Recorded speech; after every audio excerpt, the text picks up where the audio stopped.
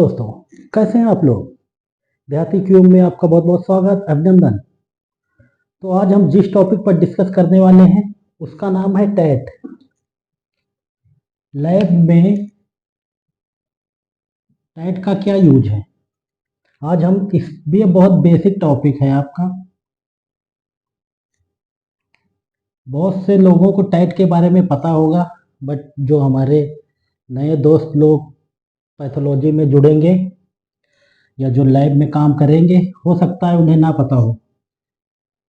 तो आज हम उस टैट के बारे में जानेंगे। टैट का मतलब है turn around time. Turn around time, TAT का full form turn around time. मतलब एक ऐसा समय जो, सपोज एक पेशेंट ने अपना सैंपल दिया, सैंपल लेने से लेकर के, सैंपल ड्रॉ करने से लेकर के रिपोर्टिंग होने तक जो भी टाइम लगता है वो आपका टैट कहलाता है। मीन्स जब आपने एक सैंपल कलेक्ट किया, फिर आपने एक टाइम उसका डिसाइड कर लिया कि यहाँ से हमारा कलेक्शन हो करके अब ये लैब में जाएगा। लैब में वहाँ पर 2 घंटे लगाएंगे, फिर आपका टाइपिंग होगा। टाइपिंग होने के बाद पैथोलॉजिस्ट चेक करेंगे, फिर इसके बाद ये रिपोर्ट अप्रूव हो करके जो रिपोर्टिंग एरिया है वहाँ पर पहुँचाई जाएगी।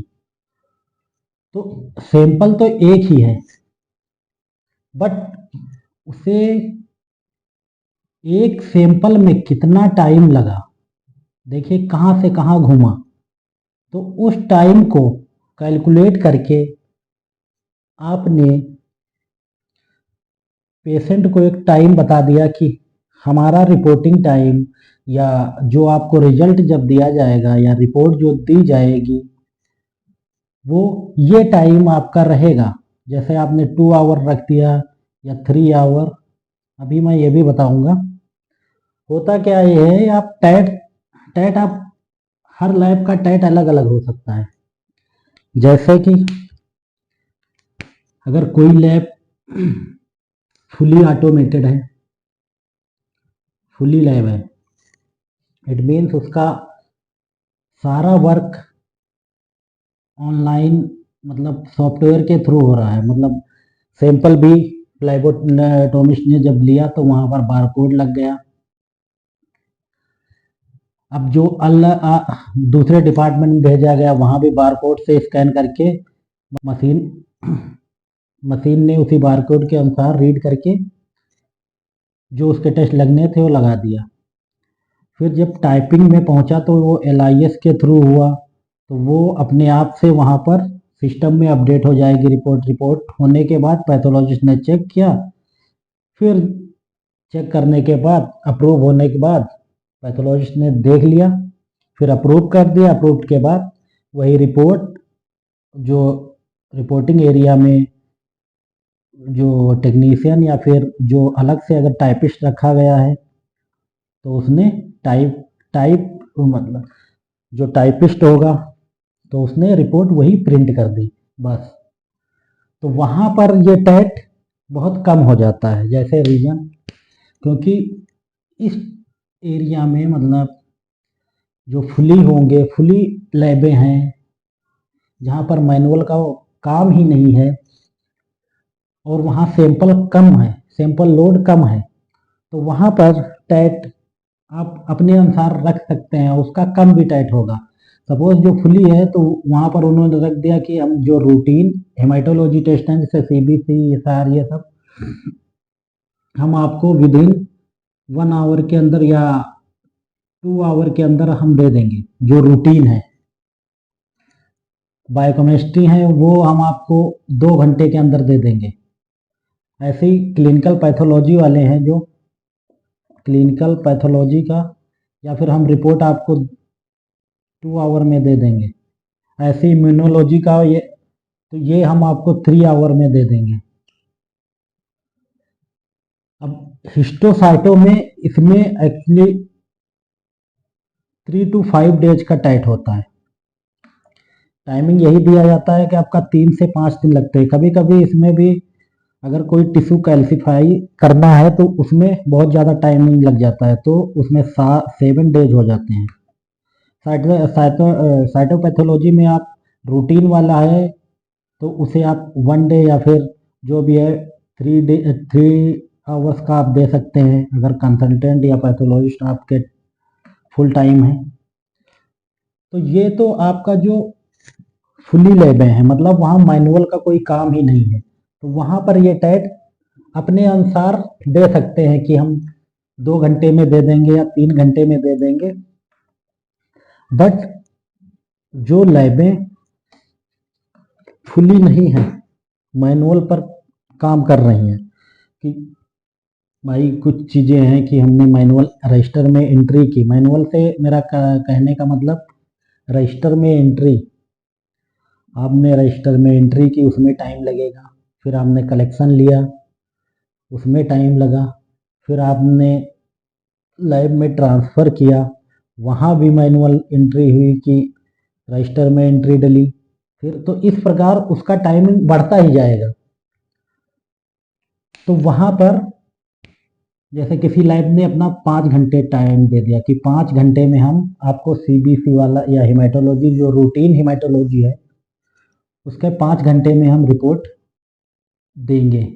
ये जनरली ये सारा कुछ ओपीडी एरिया, मतलब आउटडोर जो पेशेंट होता है, जो वॉकिंग पेशेंट है, उसके लिए लैब में। अगर हॉस्पिटल में देखा जाए तो हॉस्पिटल में जो आईपीडी होता है इन पेशेंट, तो आईपीडी तो उन्हें जल्दी चाहिए, तो इसलिए आपका ये, अगर वो उन्हें प्रिंट रिपोर्ट नहीं भी मिल पा रही है तब भी वो आपको फ़ोन करके पूछ लेते हैं रिजल्ट की, आप इस पेशेंट का रिजल्ट क्या आया ये आप बता दीजिए। तो वहाँ पर तो बहुत ही जल्दी होता है। तो 2 to 3 आवर्स अप्रॉक्स। बट ये ओपीडी के लिए, जो वॉकिंग पेशेंट है, उसके लिए उन्होंने 5 घंटे दे दिया। रूटीन बायोकेमिस्ट्री के लिए आप 5 घंटे कि मैं आपको, अगर आपने 8 बजे सैंपल दिया है, सपोज सुबह 8 बजे दिया है, तो 8 4 12 2 PM पर आपको मैं रिपोर्ट दे पाऊँगा। ये चीज़ ऐसे क्लिनिकल पैथोलॉजी में हम 5 आवर, ये ओपीडी के लिए। इम्यूनोलॉजी में जो अगर वो सेल्फ कर रहे हैं अपने यहाँ, तब तो 5 घंटे। अगर आउटसोर्स कर रहे होंगे या किसी अदर लैब में भेज रहे होंगे तो वो अपने अनुसार टाइमिंग दे सकते हैं कि हम नेक्स्ट डे देंगे या फिर सेम डे देंगे। वो जैसा है ना,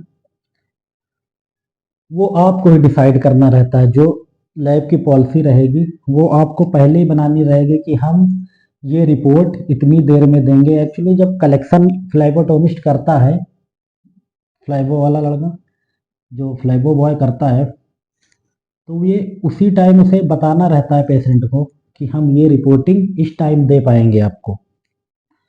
होता क्या है कि अगर आपने टैट नहीं बताया, पेशेंट उसे नहीं पता है, और सपोज से हिस्टोपैथोलॉजी का है, तो उसमें लगने 3 to 5 डेज। आपने उसे बताया है नहीं, उसका सैंपल लेकर के आपने, अब वो पेशेंट अगले दिन आपके पास आ गया, फिर तो वो आपसे बहुत बहस करेगा, झगड़ा करेगा। तो उस कंडीशन से बचने के लिए आपको सबसे पहले अपना टैट ही बता देना है कि हम, ये आपका टैट इतने से इतना टाइम लगेगा। और अगर हो सकता है अगर बढ़कर टाइम लगे तो वो हम आपको ऑन कॉल या फिर जैसा कुछ है, अगर टाइम बढ़ेगा तो हम आपको फ़ोन कर लेंगे कि, या बता देंगे कि इसमें टाइम लग रहा है ऐसा। अब तो ये, अब साइटोपैथोलॉजी आप सेम डे दे सकते हैं या नेक्स्ट डे, वो तो आप पर डिपेंड करता है। तो ये चीज़ें आपको पेशेंट को तो बताना ही बहुत ज़रूरी है, नहीं तो हो सकता है इसी के लिए आपसे बहुत बहस हो। अब कहीं कहीं अर्जेंट सैंपल के लिए बहुत रिक्वायर है कि अभी हमने सैंपल दिया है बट उसे डॉक्टर को अर्जेंट चाहिए, चाहे ओपीडी हो या आईपीडी। अब सपोज ओपीडी उस कंडीशन में कि पेशेंट हॉस्पिटल, ओपीडी वाला जो पेशेंट है हॉस्पिटल, उसका एक्सीडेंट हो गया, अभी तो वो एडमिट नहीं है बट वो आया ही आपके पास तो तुरंत उसका सैंपल गया, तो उसका जैसे बोल दिया कि हमें पीटी अर्जेंट चाहिए, इसका ग्रुप अर्जेंट चाहिए, तो उस कंडीशन में आपको अर्जेंट का टैट अलग रखना पड़ेगा, क्योंकि ये सारे काम आप छोड़ करके फिर इसी पर जो टेक्नीशियन है इसी पर वर्क करेगा, इन्हीं टेस्टों पर कि जो उसके अर्जेंट वाले टेस्ट रहेंगे उसी पर वर्क करेगा। तो इसका आपको बहुत कम टाइम रखना है, जैसे ब्लड ग्रुप का आप आधे घंटे रख दें या आधे घंटे किया जाए, या फिर पीटी का आप 1 घंटे कर सकते हैं या फिर हाफ आवर। ये तो आपको डिसाइड करना है आप कितना टाइट उसका रख रहे हैं, बट इसका जो अर्जेंट रहेगा वो सबसे कम ही रहता है टाइट। तो आज का टॉपिक हम यहीं पर ख़त्म करते हैं। जय हिंद, जय भारत, राम राम।